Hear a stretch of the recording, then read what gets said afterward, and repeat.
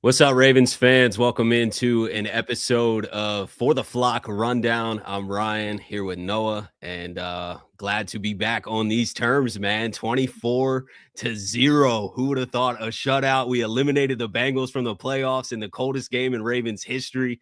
How you feeling, man? Hey, man, we've been waiting a few weeks to pull them out, but Let's here they go. are. Shades are back. The purple shades are officially back, man.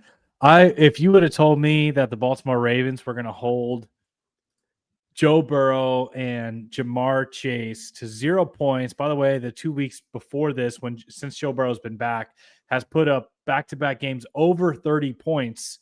And the Ravens are like, nah, I'm going to smear Joe Burrow on the first drive, knock him out of field goal range. Tavius Robinson back in on the action, just absolutely hammers Burrow. We had Dre'mont Jones with, I think, 5 pressures and QB hits. So, yeah, 5 quarterback hits, bro. He was laying the wood on Joe Burrow.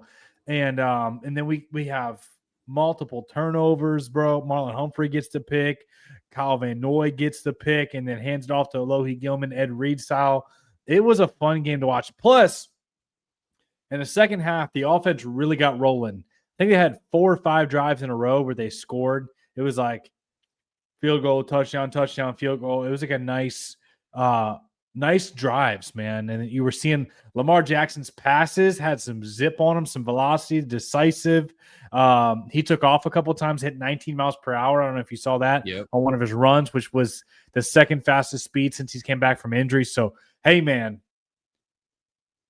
are the Ravens, should we say it, man? Are they ready to go on a run or what, man? Yeah, hey, we've been talking about it all season that, hey, if we got this version of the Ravens where the offense was playing what we're capable of and then the defense showed up like they're capable of and they actually put it together, played complementary football, what that would look like. And you saw it in this game. So, hey, they have a big test upcoming against the Patriots, one of the best, hottest teams in the NFL right now. And it's Sunday Night Football on the bank. So, yeah, I'm pretty fired up about this one, Ryan. Yeah, me too, man. Yeah, I know. I don't want to jump all the way to that Patriots game because I want to live in the glory of that dub yesterday. That was a awesome win, man. I don't think we've played a complete game like that all season. I mean, that had to be the most complete game from all 3 phases, especially in weather like that. I know there were some drops and things, but like overall, man, like that was a clean game from the Ravens and just a good performance from all sides. So efficient on offense too. What do we have? 12 passes.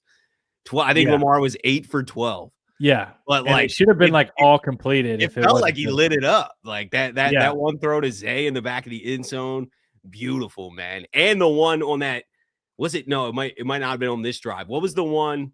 Yeah, it was on this drive. The one he threw to Zay on the sideline where he kind of just chucked it into space and Zay tracked it, and then he took that big hit. I think it was on the same drive, but either way, started in the second quarter, man. I think Lamar flipped this game around and got 2 scoring drives, which got us to a lead. Like, when have we played with a comfortable lead? It's been a minute. You know what I mean? Like, especially in the first half, we got up, 14-0. And it's like, you can play a lot different, man. The whole game flips when you got a couple possession lead. And I feel like the Ravens can play their game a lot more. You know what I mean? And then in the second half, you see the run game come to life more. And Henry going, even though I think he would he have 10 or 11 carries for 100 yards. Yeah. 9.1 a pop or something crazy like that. Yeah. Super low amount of plays. So you had 12 throws and like 24 runs. But I mean, it's all you need. You know what I mean? Dude, like, I know. I saw people saying, like, I had a couple of comments on my video, like, dude, the offense only scored 17 points against his defense. What are you talking about? I'm like, bro, we didn't even make a passing attempt in the fourth quarter. Yeah. Like, because we were up in such a big lead, we were trying to run the clock out. Forgot what it feels like. And then, we get the pick 6, and then their offense gets the ball right back. So it's like the time of possession because of the pick 6. It wasn't really an offensive issue as much as it was. I mean, we were pretty much able to run and throw. Like, whatever we did. Lamar was very efficient, 119 passer rating. I think on the day we averaged about 8 yards a carry on the ground, which is absurd. Keaton Mitchell went off as well. So, yeah, we were able to pretty much do whatever. The only knock I can say on if there was anything about the offense is they did get off to a slow start. I think the first quarter wasn't looking sharp. Took a few bad sacks. And that was frustrating. I think I texted you. I was like, dude, maybe the Ravens just suck. Like, yeah, that's how I felt. I think I echoed it too. You're like, I think you texted me. You're like, I don't even know, bro. And then I was like, I'm learning week by week here that like maybe I'm delusional and we do just suck. And then like second quarter on, yeah. Well, the defense that's what I've been waiting on. Yeah, the defense kept us in it. Like I was like, dude, this defense is balling right now. Yeah. They've been playing well, man. Even that first Bengals game, I know they put up a lot more points, but it's hard to fight 5 turnovers. Yeah, you know what I mean? Giving them the ball back, and at some point it kind of takes the sails out. Yeah, momentum is huge, and turnovers are a big momentum game. So, yeah, and what a better way with your back against the wall to start building this momentum. And I've been talking about that for weeks, so I probably sound like a broken record, but it is so important to just show up in these big games down the stretch. And the Ravens have done that historically with Lamar. I know when they didn't have Lamar, they weren't, I'm not counting those years, but with Lamar, the Ravens win when it matters most down the stretch. They always have. They showed that stat during the game yesterday. I saw some people talking about that Lamar and Burrow were undefeated in their careers from week 15 and beyond. I think Lamar was 15-0 and now he's 16-0. But like, how special is that though, man? Like Lamar's never lost from week 15 on ever. Dude, all I'm saying is I think the NFL done messed up and let Lamar Jackson get hot when it matters most. Or they wanted this, and that's why we're on primetime the next 2 weeks. Yeah. Dude, all I'm saying is Lamar looks like he's back. And he looks great. The explosiveness is there, and the confidence with ripping some of those tight window throws is there. Dude, the no look pass to D-Hop over the middle, like he's feeling himself right now. Yep, he's starting to get a little confidence back. The adjustment too, like they're bringing the house, and then he adjusts the play call pre-snap, and just instantly he knew exactly where he was going to Ali on that screen in the flat. And he waited for the edge rusher to get just far enough into his rush, and then just kind of like toyed with him, just like popped it over his head, dude. That's smart football, though. You know what I mean? We need to be doing a lot more of that. It's not all like crazy play downfield, make it really difficult on yourself. Like, let's make it easier. And I loved what I saw from the entire offense, man, and defense, the whole team, bro. Like, I mean, even special teams to kick in that weather. I know he didn't kick a lot, but like Luke made the field goal. Wester was smart with the punt returning. We were hitting on kickoff coverage. Charlie Kohler had multiple big hits. Malachi Starks was getting involved. I thought the entire team was bought in, and that means something down the stretch that you're still bought in like this, because the Ravens could have came out flat. They did come out a little flat in the first quarter offensively, but I'm just saying with how this season's went, it wouldn't blow your mind if the Ravens just didn't put together this like complete game at this point, but they did. Yep, dude. You're 100% right. They're balled in. Like it didn't feel like anyone was. I didn't see any weird body language. Even whenever things weren't going their way on offense in the first quarter, they were ready to go, man. And Ed Reed talked about Marlon Humphrey. Marlon Humphrey talked about Ed Reed. Totally got that backwards. Yeah. Talked about how that kind of like fired him up a little bit. And let's go. Said they had their best week of practice this week. Best week of practice. I mean, I would hope that's not just Ed Reed. You know what I mean? Like, hopefully we don't need the goats to come around to have a great practice. I know. But I'm glad it happened, though. And if, they can continue to practice like that, then you can keep the momentum rolling. It is interesting, though. I heard Marlon Humphrey, I heard that press conference that when he spoke to the media and said that last night about Ed Reed and about the hardest week of practice and how everyone was sore on Saturday because they practiced so hard. I don't know if you listened to Harbaugh's presser today, though, but he just completely denied that. He was like, Ed, veterans come around sometimes. I don't really think that there's much like correlation there. And then he goes, we also didn't practice any harder than we usually do because we always practice hard. And I was like, that was an interesting dynamic. Like, you got the players saying, like, this was our best, hardest week of practice. And then Harbaugh's like, no, we always do. Yeah, that was a little interesting, but whatever. Product on the field was amazing, so it was, I'll man. take it. Yeah, All we right, got we got a super chat. super. Yeah. Appreciate you, BB and CF Productions.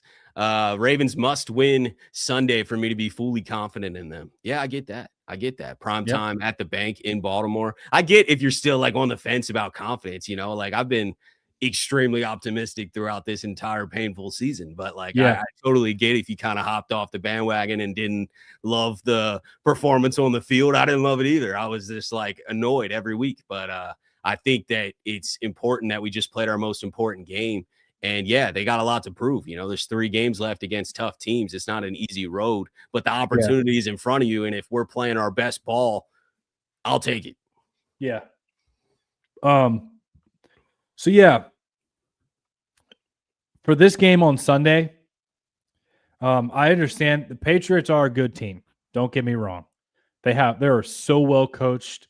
Great coach. Vrabel has, you saw what he did in Tennessee when he came into Baltimore in 2019 when the Ravens had the first round bye week. They were 14-2. They had won 12 straight games, got the bye. Lamar Jackson wins the MVP. And we see Vrabel dog the Ravens. Derrick Henry ran all over us, bro. So, I need Derrick Henry to do to Vrabel what Vrabel had him do to Harbaugh. You know what I'm saying? I need Derrick Henry to run all over this Patriots defense on Sunday Night Football in the cold weather, man. The bank's going to be rocking. And if Derrick Henry starts to rattle off some runs, that stadium is going to be nuts, man. But what I'm saying is I don't quite think that the Baltimore Ravens, or I'm sorry, the New England Patriots are as good as what their record is. They're a good team. But if I was looking at their games, man, they haven't their wins are not against high quality opponents. Yeah. So they literally statistically have had the easiest schedule in the NFL. They're well balanced. They got a solid defense. They have a solid run game. Drake May's playing good football. They got a couple of weapons like Diggs and Hunter Henry and Henderson's balling right now. He's explosive. Henderson and Ramondre Stevenson's a tough physical runner, and they have a solid offensive line. So the Ravens, don't get me wrong, they're going to have to bring their A game to beat the Patriots, but I think it's a lot more feasible. In fact, I'm not the only one that thinks that. In fact, like the Ravens are actually favored in this game. They're 2.5-point favorites according to betting odds and experts. So the Ravens, people know when Lamar Jackson's Lamar Jackson. You know what I'm saying? So, and Derrick Henry's Derrick Henry. And this defense is playing really good football right now. So I'm feeling pretty good, especially at the bank Sunday Night Football. I don't love that the Patriots just lost to the Bills. And now they're in jeopardy of losing the division. Mm-hmm. They're fighting for something, right? Yeah, so they're like, they're in must-win territory right now. On the flip side of that too, though, like they could have just lost a little momentum. Like they're not invincible. You know what I mean? Like sometimes you're riding too high. I heard Diggs say after the game, he's like, maybe we needed that loss. Yeah, like as a wake-up call. And I'm like, maybe like. You know what I mean? It could work in their favor. Like you said, their back's against the wall to win the division, but also like the, ability to just win every week and just keep rolling teams like ended. And they blew a 21-point lead. They were up 21-0 in that game. Bro. So like, that's a big loss. Imagine how we felt in week 1 when we blew the lead to Buffalo. They just did it. Right. They did the exact same thing. But can I share with you the last 8 wins they have? Yeah, let's hear it. So they beat the Giants. Prior to that, the Bengals, the Jets, the Buccaneers, the Falcons, the Browns, the Titans, and the Saints. That was their prior 8 wins. By the way, I don't think any of them have a winning record. Maybe the Bucks. Nope, the Bucks. Nope. So yeah, out of their last 8 wins, none of the wins that they have had a winning record. Yeah, they're not really So tested. That not Buffalo game was, but they were up and down. Yeah. And right. I think that they are definitely able to be scored on too. This isn't some like elite defense that we It's can't put up not. points. And I feel like our offense is starting to get going, hopefully. We'll see though, man. It is a big test. We'll see. I've been confident about the Ravens in other moments after that 5-game win streak we had, and then we laid an egg against the Bengals in prime time. So Yeah. I mean, you never know, but I mean, you couldn't have played a more complete game than we just played. So I feel like this is the best version of the Ravens, and it's their last home game of the regular season. Now, hopefully we host a home game in the playoffs when we win the division, but this would be our last regular season home game. You can't go out with a loss, man. We haven't played well at home this year. Yeah. Yeah. So let's get to we got some other super chat from Amirafus. You didn't say anything. If you want to comment something, let us know. But we appreciate the 2. Also became a member. So appreciate you for that. Yeah, appreciate you. And then we got another one from BB. I agree, but also Patriots red zone defense, bottom 3 in the league, while the rest of their defense is decent. Great matchup for us too. Yeah, that is an interesting thing to point out. They have a bottom 3 red zone defense. We have a bottom 3 red zone offense. Yeah. So let's put up some points. Let's turn that around. Yeah, it's interesting. The Patriots, if you look at their passing defense, they're about middle of the pack. I think they're about 15 or 16th in the league. They allow 205 yards per game through the air, but their run defense is actually pretty solid. They are 5th in the NFL, averaging 95.1. But again, look at the teams they've played. So that's definitely had Derrick Henry and Lamar Jackson running at them. Right. Not to say it's going to be easy, but it is a different level. I 100% agree. We got another super chat. Appreciate you guys from Dom with the 5. Thank you. And he said, did you see the backside video of the pick 6 and see Nate turn around and laugh at Chase? I did not see that. Did you? I did that, not. Noah? I got to rewatch that video. I didn't see that, but thanks for pointing that out. Yeah. What I did see him jawing at him a little bit during some reps. I also saw, it's a clean channel, but Dre'Mont Jones had some words for Joe Burrow after the game. Whooped you. He said, "We beat your butt," right? we whooped your butt. And like the way he said it was like. Did you hear him in the post game too? He was like, "We beat your butt." He just looks right at him like doesn't even smile afterwards. Like doesn't chuckle. He's just like, "Yeah, we did." And then afterwards, bro, in the we got to keep the purple shades on a little bit longer to celebrate this win. But yeah, and the post game. Tell us what he said in the post game, Ryan.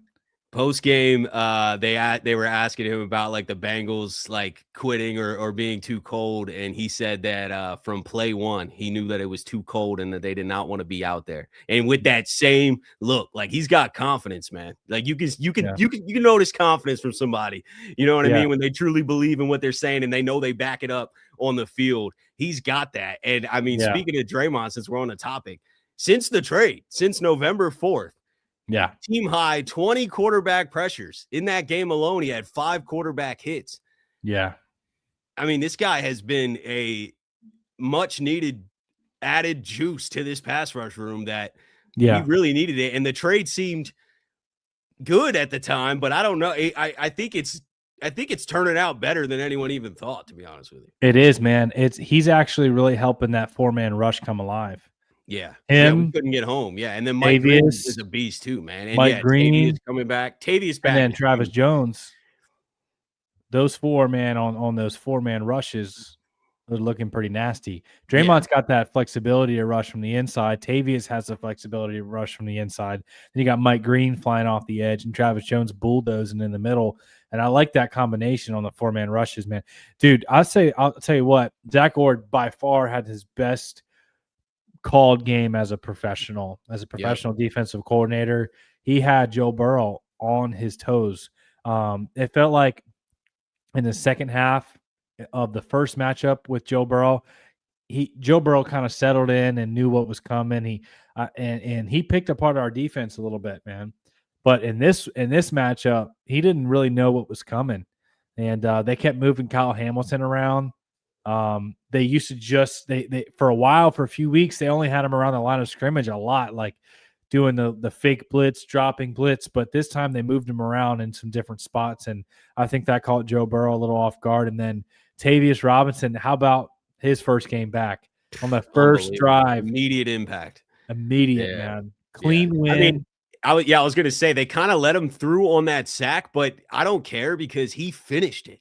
And like, how many guys get through and like the quarterback's just ducking and gets out of it, and then all of a sudden there's a play downfield, and we're like, oh, you were right there. Like, I feel like that's happened so many times in the last. How many times years. has Odafe Owe had that same play? That's who I thought of. Ran past somebody. Yeah. I didn't want to talk too much mess because he's kind of balling with the Chargers, but that was the first name that came to my mind. I was like, that almost wins, but like, shout out to Tavius, because yes, he got through pretty easily. Like they made a mistake and let him through, but he finished it.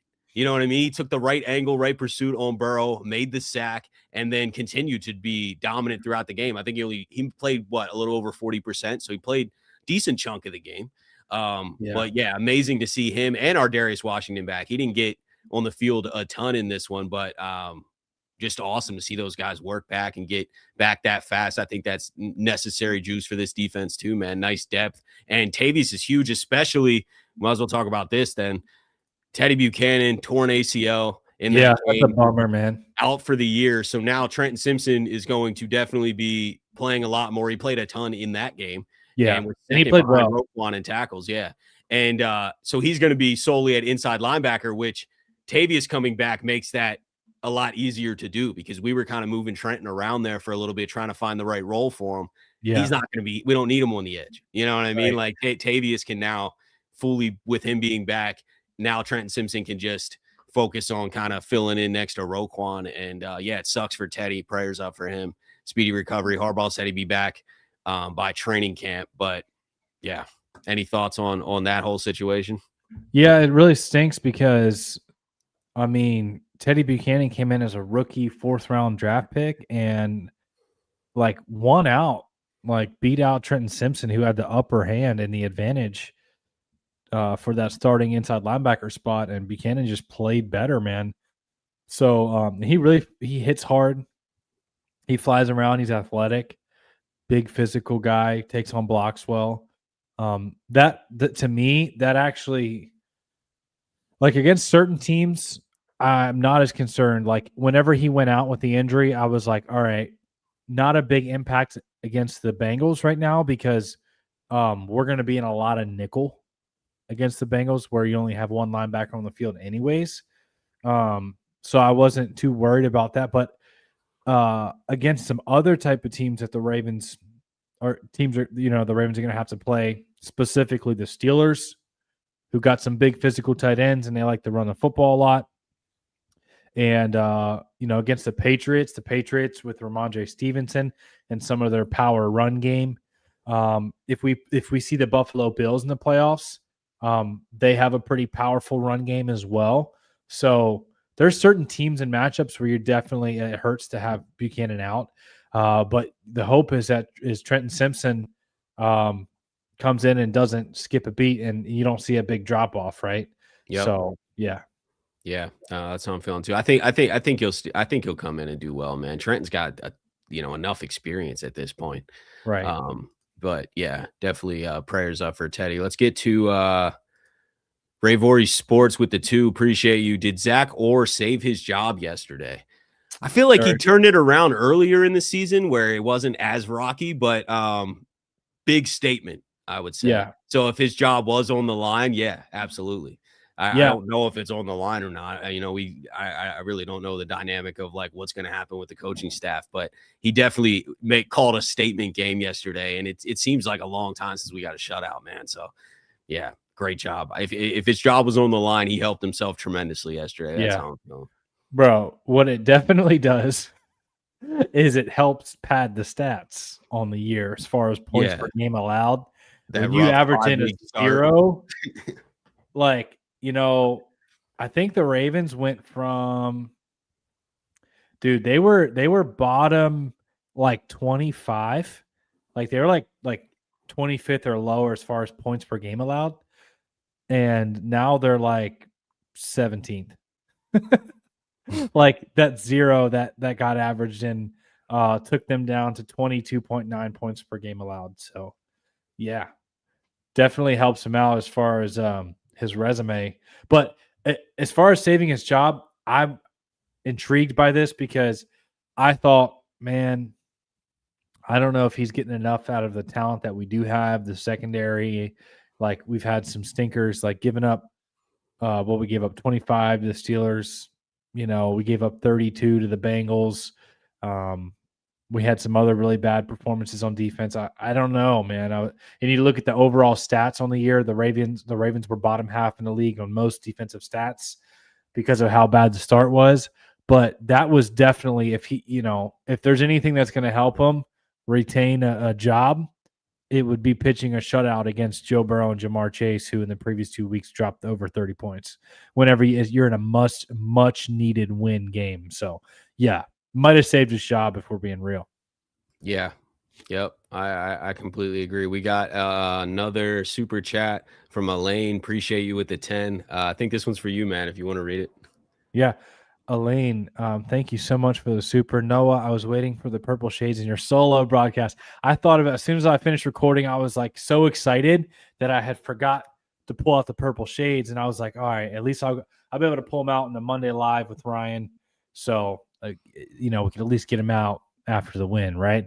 But that's funny. What did I tell you guys last week? I said it was our Super Bowl story. We will be ready. All the adversity has made us stronger. I love the optimistic mindset because as me and Ryan have been talking about throughout the year, like we've said, hey, like don't count the Ravens out yet, man. And there's been, even with the Ravens issues, everything that we've seen and the issues that we have seen have been fixable issues. They've been turnovers. They've been stupid penalties, fluky things, injuries. Lamar Jackson had like all the different things that was going on this season. We said, hey, what if Lamar Jackson gets right? The offense starts to play like we know they're capable of, and the defense shows us, and they actually show up at the same time. What could that look like? Well, you saw what it looked like, right? You saw a 24-0 shutout and a dominant win. So, hey, if the Ravens come out and beat the Patriots on Sunday Night Football this upcoming week, now you're saying, hey, the Ravens just beat one of the best teams in the NFL a few weeks away from the playoffs after dominating the Bengals and pitching a shutout. Suddenly, like, Super Bowl push is back on, right? So, yeah, I love it, Elaine. Thank you so much for the super. Yeah, thank you, Elaine. No, I love that positivity too, man. We've been on that wave. Not delusional. I'm not saying like they look like the best team in football, but they also, until they're out, this team is way too talented to just be like, nah, they're not going to win the division. This season's over. Right. I've been keeping the hope alive. We got a Bills fan in here who's giving us some advice to beat the Patriots. Shout out to 32 Clove. He says, rooting for Baltimore Sunday. Run, and run the ball. Henry should have a monster game, and their coverage versus tight ends can be exposed. Ooh. I like it. Isaiah Likely, big time. He wasn't involved. I guess nobody was that involved in this Bengals game, really.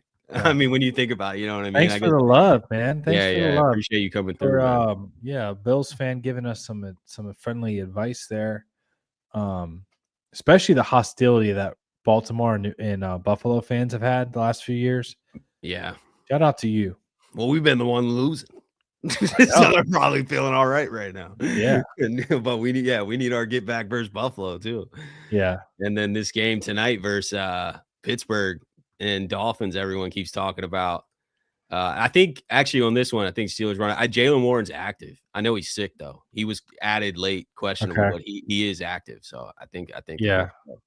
But, dude, James Cook versus the Pats had 22 carries, 107 yards, and 2 touchdowns. And then Josh Allen was 19 of 28, 193, and 3 touchdowns. I wonder how many rushing yards Josh Allen had. Have to look that up in a second. Rushing. Josh Allen had 11 carries for 48 yards. So, yeah, they and then Ty Johnson had 13 yards as well. They put up Bills put up over 160 rushing on the Pats. So, hey, man, let's do it. Yeah, we can run better too, man. I mean, I know we got holes on the O-line. I'm not absolving those either, but I've always been saying with all these O-line issues, we can play better and more consistent than we have been. You know what I mean? Yeah. We saw it last year. So it's not, yes, there's holes. Yes, we need to upgrade the O-line, but they can play better. And I saw Emory Jones Jr. got like 5 snaps. We also saw Carson Vincent for a little bit come in. He had to replace Stanley for a possession. So the young offensive linemen in the Bengals game were getting some reps. They look good. Super small sample size, but yeah, 4 or 5 plays. But I mean, they look good. I think Carson Vincent and Emory Jones are going to play a role in the future, whether that be a year from now, 2 years from now. But like at some point, I feel like they are building these guys to have some type of role. I agree with you, man. It's nice that these guys had a season to kind of groom. Yeah, it's a red shirt, really. I mean, I know we've been wanting to see more Emory, but I don't think it's really going to happen. But yeah, red he'll shirt, definitely be a starter next year if he's healthy, though. I agree, 100%. They didn't draft him in the 3rd round to just like, well, I guess you did with that with Cleveland, but I don't think it's the same scenario. Yeah, I don't. They drafted Falele in the 3rd round, and they're riding or dying with him, right? So, yeah, no, yeah, it drives me nuts to even think about it. We've been talking about it for 2 years. Yeah. It's like, it's just, yeah. He did get a pancake. We'll give him some love. He has good moments. They all do. It's not like when you're like frying an O-line, it's not like you're frying every play. It's not where it's like this guy sucks every single play, but it's happening more often than it should. You know what I mean? Like, and some of the losses are really bad, and like, we're 2 years into this experiment with not a ton of improvement. I think that's my issue. It's like, like I expected this season to see a evolution from the offensive line. These are a lot of young guys on the O-line. They should be growing. Right. Like, we talked about their lack of experience last year and stuff. Oh, it was Falele's first year starting. It was Voorhees, even though he didn't start the whole year. It was his first year. Roger Rosengarten, rookie first year. Like, I just expected a step up. And that we didn't get that. But who knows? Hey, they didn't play bad in the Bengals game. We got 3 left. We could play better. We could play more consistent and turn this around. It's not impossible, man. So yeah. But let's look at let's talk about this road ahead a little bit. That's the wrong picture. Let's look at the AFC where we stand and just kind of, you got some scenarios lined up, right? So we'll just talk. Obviously, if the Ravens win out, we got Patriots, Packers, Steelers. If we win all 3, we win the North. We're the 4 seed hosting a game in Baltimore. But this is the AFC picture as of right now. Denver's clinched already at 12-2. We got New England on Sunday. They're, like you said earlier, though, they're fighting for the division now. They just lost to Buffalo, and Buffalo's 1 game back. So that's why Bills fans are rooting for the Ravens. You know what I mean? Like the Bills could end up getting the 2 seed, maybe the 1 seed if Denver loses a few. So, I mean, that's still on the table. But what's our scenarios for getting in the playoffs? Yeah, man. So like you said, the first scenario is win out, right? The Ravens are still in control of their own destiny, and the fact that if they just win each game ahead of them, the last 3, going 3-0, which would not be unheard of, especially like we talked about that graphic, right? Lamar Jackson has yet to lose a game in the regular season in week 15 or beyond. So the track record is good for Lamar showing up in these late games when he needs to with the season on the line. So that's scenario 1's win out. Scenario 2 is beat Bengals, which we did. And then also the Steelers and one of the other games with the Packers or Patriots. And then the Steelers would have to lose one of their 3 other remaining games. So it's, hey, you beat the Steelers the last week, and then you just need to win one of either the Patriots or Packers game, and then have the Steelers just lose one of their last 3 games. So either they'd have to lose to the Dolphins, they have to lose to the Browns or the Lions. So I would expect them to definitely lose against the Lions. But I wouldn't be surprised if Miami shows up, because Miami still has a small chance of winning So they're playing for something right now. And plus the Miami Dolphins have won their last 5. Yeah, no, pretty good. They're definitely playing a lot better. Go Dolphins, Yeah. man. I think we're all rooting for the Dolphins because not that I want us like to even have a loss. I think, you know what I mean? Like, I think it is very important to roll in with momentum, but also it does give you a lot of flexibility and confidence that basically nothing matters until that Steelers game if the Steelers lose a game.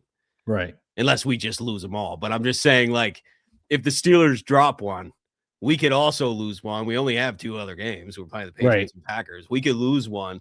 Exactly. And it's still AFC North on the line week 18. That's all that matters. That's like the only relevant game if the Steelers lose a game. Yep. So, yeah, I think I'm rooting for them to lose a game, but I also would just rather us sweep these last 4 and roll in hot because I'm telling you, it is so open, man. The Chiefs are eliminated.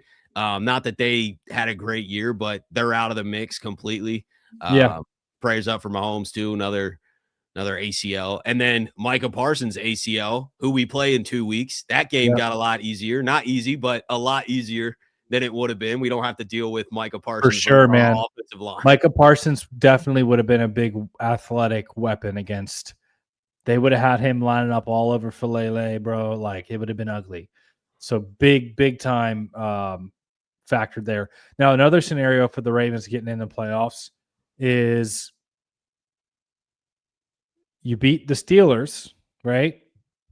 Last week, you could lose to the Packers and the Patriots. So you could lose your next 2 games. And if the Steelers lose 2 of their last 3 remaining games, doesn't matter as long as you beat them in the end. So they could lose tonight to the Dolphins and then lose to the Lions. We could lose our next 2 games, beat them the last week, and still get the number 1 spot in the AFC North. So that's also a high probability. Now, another scenario is beat Bengals, Packers, Patriots. Steelers lose next 3 games. In this case, the Ravens would clinch the AFC North even before playing the Steelers. So there's a chance, not a high chance, but there's a chance that that last game against the Steelers wouldn't matter. Now, one thing that would be very interesting, Ryan, okay, check this out.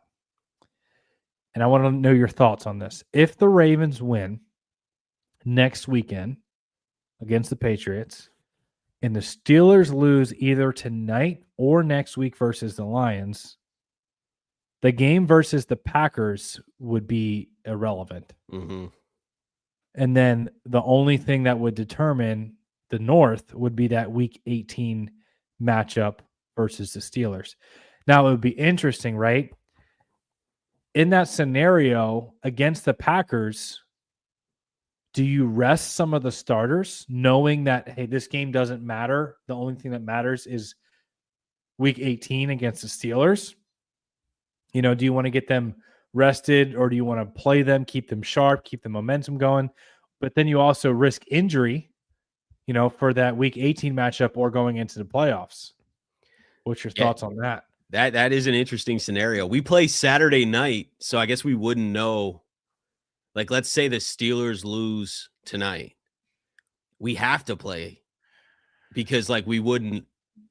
Or let's say they win tonight but lose to the Lions next week. We would have to play, though, because, like, we could eliminate them, right? If they lost again, don't they play Sunday and we play Saturday? Like, we play ahead before them, so we wouldn't know what's going to happen that week? Or does it still become irrelevant? I don't know. All right. Anyway, I'll answer. If it is irrelevant, if it ends up being irrelevant, I still think we should play the starters, even though there is injury risk. And you totally have a point. I just think that we are not rolling at a level where you could take a week off. Yeah. Like we've been so inconsistent this season that I want to go out and make a statement against the Packers. Like we need as many reps as possible to get things right. You know what I mean? And like get the chemistry flowing again. Even though there's injury risk, it just seems so important to keep the guys out there together if they're winning. Like, let's keep the train rolling, because if you play Huntley for a week and then we got to go out in a must-win Pittsburgh game and we're rusty and we have a slow first half because we didn't play the week before, it might be all over.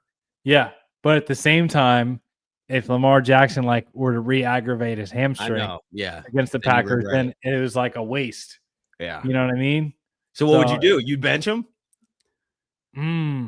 I'd have to say, hey, Lamar, how do you feel? Are you 100% or are you like 80? You know Yeah. what I mean? Like if Lamar's 80, I'd probably want to get him some rest and get him 100% for the Steelers in the playoffs. But if he's 100%, I'd say, hey, let's go ride and get some momentum and beat one of the best teams in the NFL right now. Before that Patriots or that Steelers game. Yeah. So it'll be interesting. It seems like regardless, it's going to come down to Week week 18. 18 That's versus how the I'm Steelers. that's how I'm feeling too. I'm like Now, all these things, it's probably going to be week 18 for the division. yeah, I would love. Okay, it's still important we still want the Steelers to drop a game because if they drop a game, that allows us to be able to drop a game to either the Packers or the Patriots. Tough matchups, right? But if they don't drop a game, we have to win out. Yep. You know what I mean? We have to beat the Packers and the Patriots. So, yeah. We still would like help, even though we don't need it. Exactly. Yep. 100%. That's why we're going to continue to root against Pitt because we want the flexibility, but we should just win. And this is kind of what I was saying earlier. If the Steelers lost tonight, obviously this is premature. They might win, and then none of it matters. If they lost tonight and to the Lions, and we beat the Patriots, we have to play the Packers game because if they lost to the Browns, they're out. Right. And we play before. So like you know what I mean? Like you might be able to clinch the North and rest them against Pitt if that's the scenario that went down. So we don't know, but I totally think it's a valid discussion too, to see if we would rest or not, especially with all the injury concerns. It's definitely something to think about, man. We got another super chat from BB. Appreciate you with the 5. What are your guys' thoughts on re-signing Dre'Mont Jones? 100%. Dude, I wanted to talk about. We talked about this last week. Yeah, I've talked about it a few times. I'd be all over it. I don't think the value's too inflated. Like it's not like he, you know what I mean? For his talent and production level, he should be getting paid like really, really good pass rusher money. And I don't think that his market value is there yet. Not that it's low, but I'm just saying not like elite pass rusher money. And I feel like we could come in at a steal, kind of like we just got with Travis Jones, which we have also not talked about. But what are your thoughts on Dre'Mont and the extension? I would love to extend him, but it is going to cost us a little bit because Dre'Mont was already on a 1 year, $9.5 million deal. We got it. So that was a $10 million kind of 1 year, deal. Prove it, right? And he's still, I think he's only 28 years old. In his prime. He's in his prime for that pass rusher age. I wouldn't be surprised if a team was desperate and had a lot of money to offer him, 15, like a big, 3-year, $45 million type of contract. So it kind of depends on what the market dictates, but I would love to bring him back because, to me, it just kind of raises the floor of the pass rush because there's too many unknowns, bro. Like there's just too many unknowns, right? Because after this year, right, Kyle Van Noy, he's old. He'll be gone. He's a free agent, right? Then you have Adisa Isaac, unknown. Big question mark, unknown. Is Tavius in the 3rd year? I feel like he has 1 year left. Yeah, I think he's in year 3 right now. So you'll have Tavius and you'll have Mike Green. Mike Green, we love him, but he's still growing and still a bit of a question mark, right? Yeah, Tavius is under contract for $1.3 million next year, so he's good. So I would also like a Tavius extension, though. Right. Yeah, I don't want to lose him, but he's good next year. Yeah. Yeah. Yeah, I agree. Unknowns, a job. There's too much fluctuation. Plus, you don't know if there'll be a guy there in a draft that you like. Plus, offensive line's a need. So you're either going to have to sign Dre'mont to an extension or somebody else out in free agency. I'd rather sign someone who you already know is having a success here, already is a scheme fit, already is, punching our division rival in the mouth and then talking brings the crap about it attitude. afterwards. Yeah. Like I want Joe Burrow for years to come to know, hey, I like this dude that kept bulldogging me, ragdolling me around, and then talk trash to me afterwards. It's going to be rushing me. Like I like that. You know what I mean? So yeah. No, I think Dre'Mont and Mike, because I believe in Mike Green wholeheartedly. Like I know he's young, but like I think he's going to be really, really good. Dre'Mont and Mike Green and Tavius, like as your floor heading into next year, gives you so much flexibility. I'm not saying that you don't need to add to that room in the draft or a value free agent or what, but like, and we need to add more to the defensive line, no doubt. But I'm just saying it gives you a ton of flexibility where it's like, okay, we're not in too bad of a situation. You know what I mean? And without him, we are thin. So yeah, I would love. Could you imagine if Matabike hadn't gotten hurt, bro?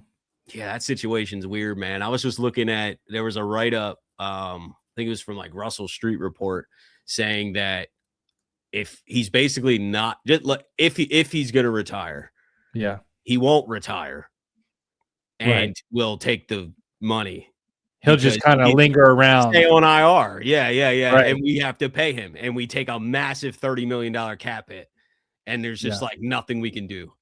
I thought about that too. I was like, why would he just willingly retire? He's not, because then he loses money. Why wouldn't he just rehab for a few years? Like, I think that's how it's going to go. So if he's not here next year, we got a $30 million cap hit. We're a player that's not on the team.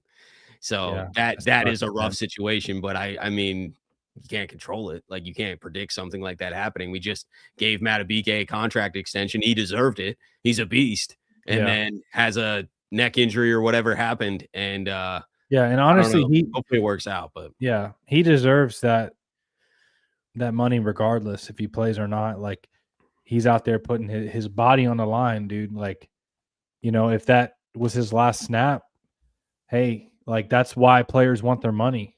Like that's why players want guaranteed money, because of those type of injury risks. So good for him for getting it. He'll get a chunk of it for sure. Yeah. He'll get a chunk of it. We got another super chat from Goats Existed. Appreciate you with the 2. Does Linderbaum deserve to get a monster contract? I've seen this as a discussion. I'd say top 5.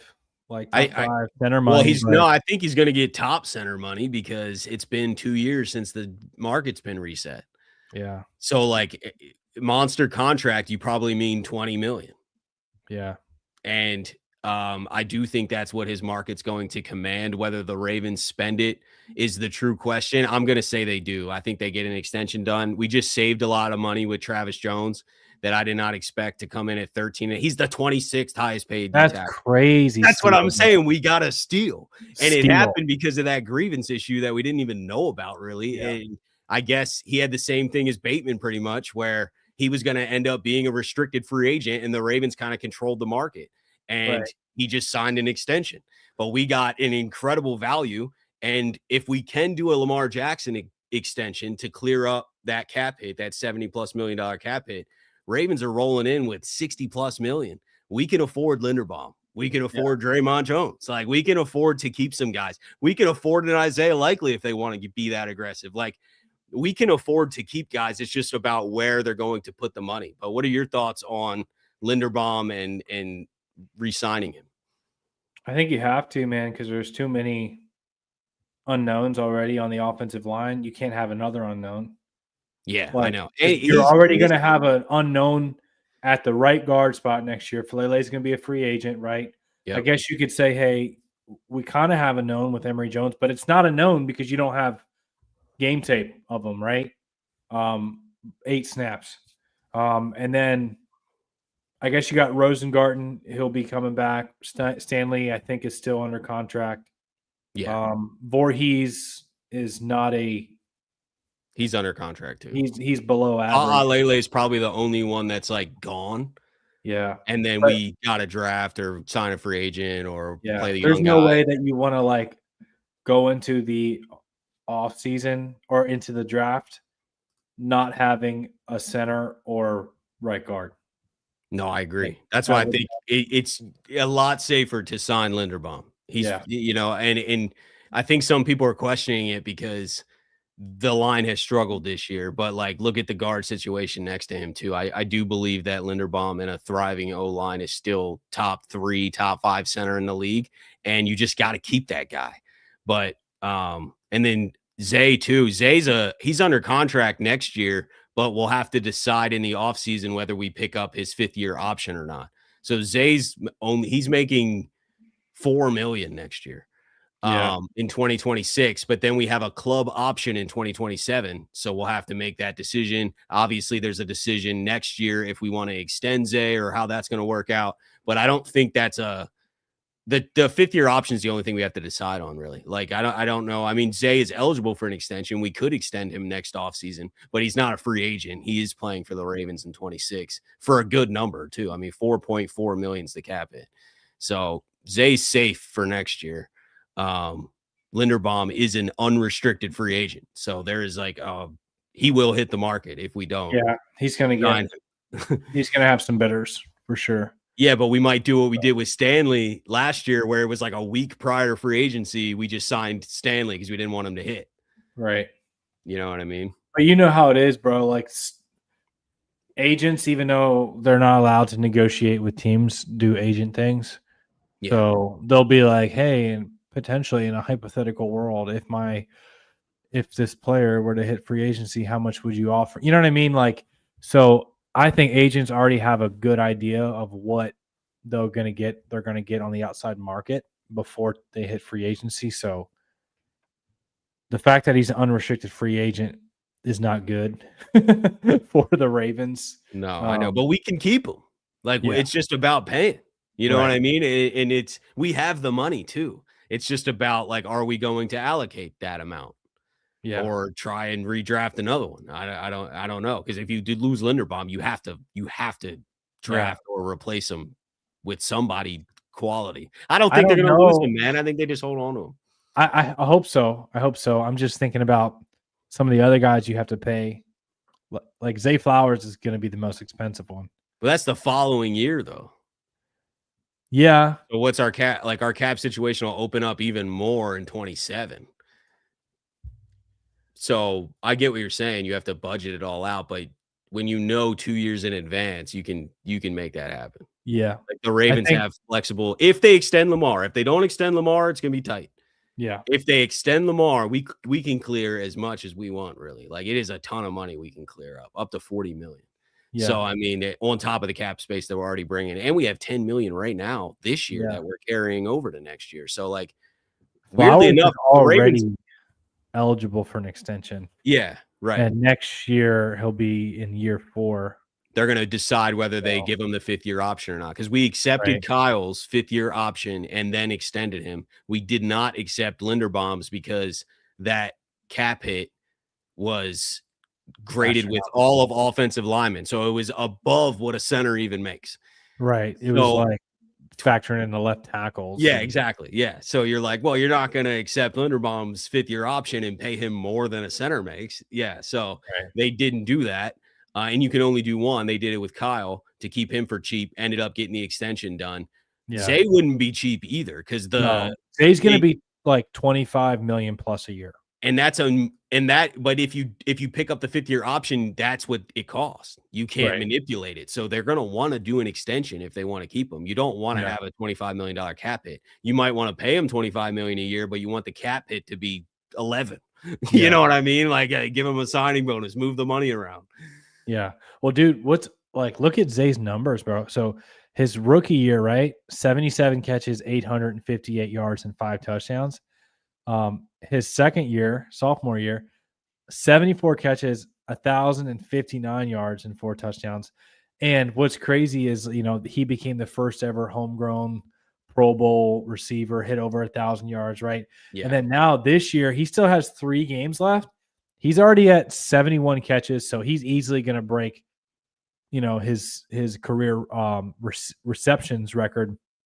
And he's only 100 yards away from his career yardage record, and he's still got 3 games. So, I mean, he could be around 1,200 yards if he's by far the most targeted guy week in and week out. Like we haven't seen like Lamar or this offense get anyone else consistently involved. Like Bateman, I know he's banged up, but he's not super involved this year. Andrews likely inconsistent, not on them, but just targets. You know what I mean? Like volume. Like Hopkins not super involved. He's Lamar's guy. Zay's the guy. he has become the Mark Andrews, where like when he drops back, he's looking for number 4. Yeah. He used to be like he was looking at number 89. Regardless of where 89 was in the read progression, he was looking his way. Like he trusts Flowers, and honestly, he should. Flowers gets the most consistent separation. Yeah. Oh yeah. And he's so smooth. Plus, they grew up in the same area. Like they're Florida boys. They work out. They hang out in the off season. Like that's his guy. So 100%. Let's get to some of these super chats. We got 3 of them sitting here. Elaine, again, thank you so much with the 10. Dre'mont Jones, born to be a Raven, is too cold for them. I love it. 100%, man. That's why we got to keep a guy like that around. I love that attitude, and he's backing it up. It ain't just talk. Like he's out there playing that way on the field. 20 pressures since the trade, 5 quarterback hits against the Bengals in this last game. Dude's a beast, man. Keep Dre'mont Jones around. Dude. And then, go ahead. I agree. I just love that. Too cold for him. Too cold. Yeah. Too cold for him. Too cold for him. We knew right away. Yeah. Dude, in the pregame, like in the locker, in the tunnel, they were like, if we beat Cincy, they're done for the year. Like Kyle. Yeah. Kyle was giving the speech. Yeah. He's like, end their season. Yeah. They knew, man. They played like that too. I like it. Let's keep the same fire because we can't lose either. You know what I mean? So, 100%. Goats existed with the 5. Thank you. A while ago, we applied for uniform changes for next season. What do y'all think could mean for our unis? Possibly a new one. Yeah. I mean, I at some point, I don't know if we should. I'd like more alternates. Yeah. Like the ability to wear more alternates throughout the season and then keep the uniform kind of the same. Just because, I love classic logos and uniforms, but dude, I wish we can mix it up a bit. Yeah. Did you ever see that one uniform idea where Derrick Henry's wearing all white with the gold letters? Yeah. And the gold helmet, bro. Like if we could get something like that. It was all white, but the gold was popping. Yeah. Crispy white with the gold and a little bit of purple splash would be fire. But as our main or alternate? As one of our alternates. Yeah. You know, but and then you can't of course, bro, the all blacks are super sexy. But they can't wear those in the playoffs, which is frustrating. Yeah. You get a home playoff game, you're like, bro, why can't we wear our all blacks? Like it's frustrating. That's the way I don't like that either. But I like the purple rising as well. I like those helmets that they those are pretty sharp uniforms. So yeah. But it would be cool to see a new one. Yeah. Thanks for the super. Yeah. No doubt. And then we got another one from BB. Appreciate you with the 5. Nnamdi will probably do another year under the radar, sadly. Then we will be 30+ million. Yeah. I mean, his cap hit in 2026 is $30.9 million, $31 million. And if he doesn't play and he doesn't retire, we're paying it. I wonder if they're gonna try to reach an injury settlement or something like that. I'm just saying, but then it would probably mean he has to take less money. And if his option, if him and his agent are like, nah, we could just chill and rehab, like you said, and try and come back, even though maybe it's not likely or whatever, he's getting paid. You know what I mean? Like, I don't know. I wish he'd come back and just play. Let's pay the $31 million and have Madubuike next year with Travis Jones. That'd be fire. Yeah. That's my dream scenario. I'm not wishing anything. My original point though is could you imagine, let's say he never got hurt and he was playing next to Travis Jones, how well Jones is playing right now. And then with Dre'mont Jones and then Tavius back and then Mike Green, how nasty that pass rush could have been. Yeah, we're good. They could have been a legit 4-man wrecking crew with Madubuike. And now they're good. With Tavius coming back, Jones playing well, Mike Green playing well. They're solid, but they could have been pretty nasty, dominant. 100%. Their record would probably look different if Matabike. It would. It makes me think of that Lions game where we were wearing the all black prime time at home. Travis Jones, I think, was out that game or he got hurt. We didn't have that was the first game without Matabike because Matabike played in week 2 versus Cleveland. That was the first game without Matabike, and the Lions ran through us. At that point, we were looking at our D line like we got no shot. Like we can't even stop anybody's run game. Obviously, Travis Jones has came back and been a force. And shout out to guys like John Jenkins stepping up and CJ Koye has gotten better throughout the year. That's a good call out too. He's been playing. I think he played 20% of the snaps yesterday. So his playing time's increasing since he got activated on the roster. I think he's going to be a guy around for a few years too. It's a developmental guy that they like. And he was I see why. young in football. Yeah. Like he was one of those international players that they just like the scouts go to another country and they're like, that dude is massive. He looks like he could play football. You know what I mean? And they're like, he's like, what is this? How do I put this helmet on? Like they don't know anything about football. And they just say, hey, bro, you got God-given talent. Like you got God-given size. He's one of those dudes, right? So he's getting it more and more. You know, at this point, he knows how to put his pads on. I'm just joking, but you know what I'm saying. Yeah. But CJ Koye could be around. No, he will be. He will be. Yeah. Same neck injury as Orr for Matabike. We don't know. We don't know, bro. It's we have no idea. There is like no leaks. There's something going on though. When you've heard Harbaugh talk like 5 times now about it, and he's like, we know, but I'm not allowed to tell you. Right. And I'm like, that is so weird, man. Like all year. And then you get the cryptic Matabike post on Instagram where he just puts up like some crystal balls and it's like him looking fly. And I'm like, man, like what is going on? We don't know. Yeah. I think we're going to have to hear from him. That's what Harbaugh says. He's like, you'll have to hear from Matabike. He's got decisions to make and blah, blah, blah, blah. Yeah. His decision's going to be rehab and get that money. If he's not coming back. Yeah. 30 million is not something you just let go of, right? Like, yeah. Y'all see the Reddit post about I'm guessing you're talking about that one player's ex-girlfriend who said, I don't know if you saw that. No, did you see that? I did. I did. I don't know any truth about it. Yeah. I mean, all the girls said on Reddit, and who knows, anybody can make the dang account, man. Yeah. I think Marlon Humphrey addressed it. And was like, that is whack, bro. Yeah, I don't know. I instantly when I see things like that, just assume there's not like a ton of truth into it because there's so much stuff flying around on the internet these days. But it also wasn't anything that crazy. It was like, oh, Matabike already retired. He moved to Texas. Possible. Like, maybe not officially retired, but like they know. And then also it was like players don't like Harbaugh. Possible. I don't know. Like, you know what I mean? Like, who knows? But yeah, we won't feed into it too much. Noah, are you going to grow the beard out again? I am going to grow the beard out again. I had to shave for my drill, which is actually this kind of crazy story, bro. So I was at class. If you guys don't know, I'm a full-time student again. I was at class on Wednesday. And my wife calls me and is like, babe, I need help. I just got vomited on by my 3-year-old, like in the mouth, projectile vomit, like, and then all the kids start throwing up. And she's like, help, help, help. So I leave school, come home. I'm like cleaning up, throw up, and like trying to get kids in the bathtub. And I got 4 little ones, and then my wife gets really sick, and then she's out of commission.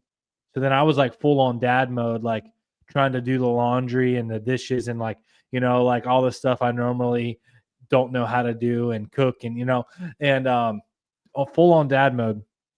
And I had drill. I had to go in for my Marine Corps Reserve drill on Friday. The kids finally get better. My wife is recovered, and I'm like, all right. Thank the Lord I'm not sick because I can't miss this drill. So, and then in the middle of the night, 2:00 in the morning, my alarm's going to go off at 4 to get up for drill. Keep in mind, I'd already shaved, had the stash ready to go to drill. You guys saw the stash, right, for a few days.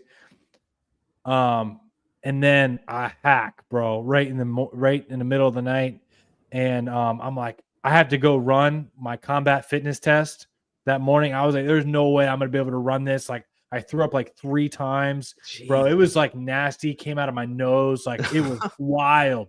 And I know you guys don't need all these details, but I'm giving you the backstory about the beard. My point is I shaved the beard for no reason, because I was on the way to drill, was like super sick, and then my captain was like, "You're excused, you're good." So I came back with a shaved face and still sick. But yes, to answer your question, I will grow the beard back out. It shouldn't take me too long, probably like a week, and it'll be a beardish again. Dang, dude, mine takes way longer than that. We got another question. I guess we're having beard talk here for a second. I'll move on quick. Whatever the fans want. Am I keeping my beard? Yeah, it's like the longest it's ever been, which is not that long. So I'm digging just seeing where it goes. It makes me look a little older. You know, everyone says I look really young. I'm 32, but like, I don't know. People are always like thinking I'm 22. So I'm like, all right, I'm gonna grow a beard out a little bit, look a little grown. I just got engaged. I'm moving on in life. You know what I mean? Like, look a little older. So yeah. Shout out to Ryan for getting engaged too. Oh, thanks, man. Congrats. Appreciate you. Thank you. Yeah, it's exciting. Exciting times. Dude, but enough about me. People yeah. Shout out to B&B, man, or BNCF Productions. Live in Tampa, see Buck stuff. Jalen McMillan said he was almost paralyzed after a preseason neck injury. He just came back last week. I wonder if that's what's going on with Nnamdi. Yeah, honestly, I have no idea, man. That would be good if, like I said, my dream scenario is that, like, this is a scare, and as the offseason goes, Nnamdi's fine. He like realizes he's okay, goes back to the doctors. They're like, "Yo, you're good to go." Like that's dream scenario, because I don't think we're getting out of the contract. So it's not like we're getting out of this from a team standpoint. So dream scenario is Nnamdi can play football, but wishing the best for him. Dude, it's just so weird because there was never like a tackle where he like was slow to get up, or like, you see that he even like leave the game. No. Yeah, it was after the game. They're like, he's got a neck injury, and we're like, okay. And then like done. Usually with those type of injuries, it's like a big scare. You know, the players on the ground not moving. They like, had a tackle and their like neck gets hunched in, or they bring out the stretcher, bro, and it's like all scary and dramatic. But this one was like just randomly after the game, like, whoa, Nnamdi's got a neck injury. And we're like, oh man, hopefully it ain't too serious. And then it's like, yeah, he could miss the season. And it's like, man, are you serious? And then it's like, yeah, he could retire. And it was like, what? Like, what? Like, this is wild. Yeah, 100%. Crazy, man. It is crazy. Wishing the best. And hope it all works out, man. But we should probably hop off. Let's go Dolphins. Yeah, let's go root for these Dolphins. Game starts in like, 10 minutes or whatever. So any final thoughts? Go Tua. Yeah, let's go, dude. Man. My final thoughts is this upcoming game against the Patriots is the biggest game of the season. We're gonna find out what the Ravens are really made of. I'm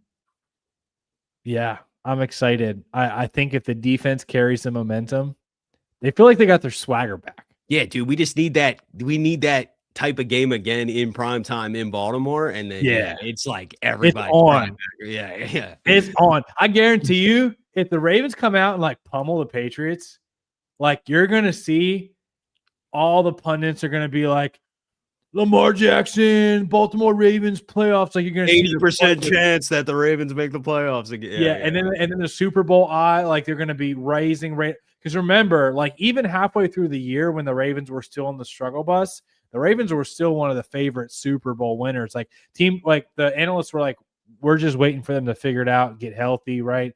And they're figuring it out. It's a little late in the season, but like 24-0 shutout against the Bengals now, and then Lamar Jackson's looking healthy, and hey, you never know. Like we said, AFC's wide open this year.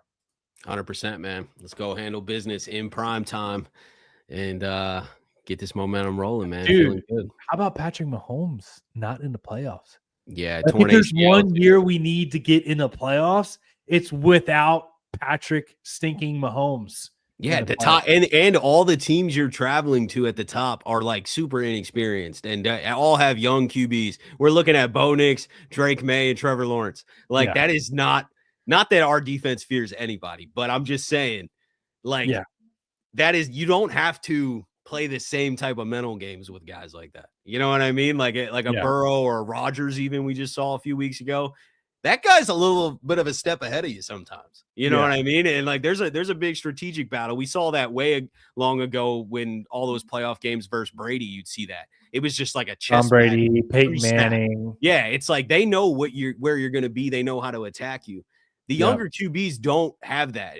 I'm not saying they have none of that, but like you don't have to play as many games, and I think you can confuse them a little bit more. So the top of the AFC is wide open. And to your point earlier, the media narrative, if the Ravens get hot here, is going to be nobody wants to see the Baltimore Ravens in the playoffs.